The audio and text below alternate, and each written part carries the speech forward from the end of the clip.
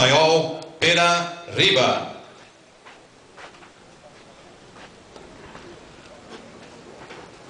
Bueno, buenos días a todos.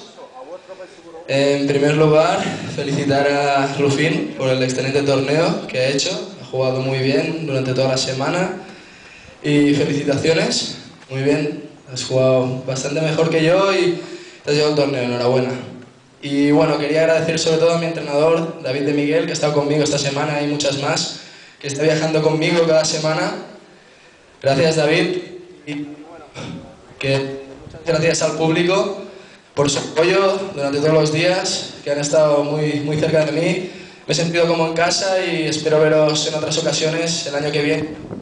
Y nada, muchísimas gracias a todos. Hasta el año que viene. Agradecemos as palavras do tenista vice-campeão, o espanhol Pera Riba. E convidamos agora para que faça uso da palavra o tenista francês Guillaume Buffon.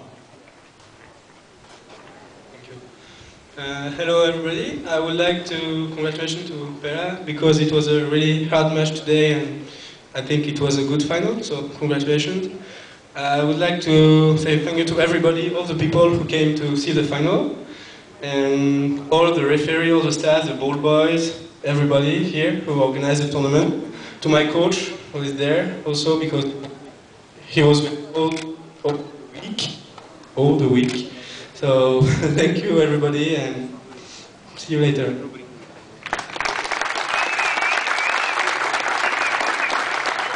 Bem, ele agradeceu a todos os presentes, os boleiros, todo mundo que trabalhou no evento, parabenizou também o Riba pela final, que foi um jogo muito duro.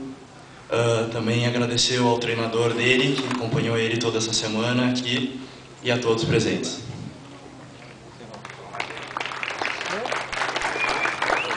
Agradecemos as palavras do tenista campeão Guillaume Buffon. Aplausos para o campeão e vice-campeão do Ciclos Open de Tênis 2009.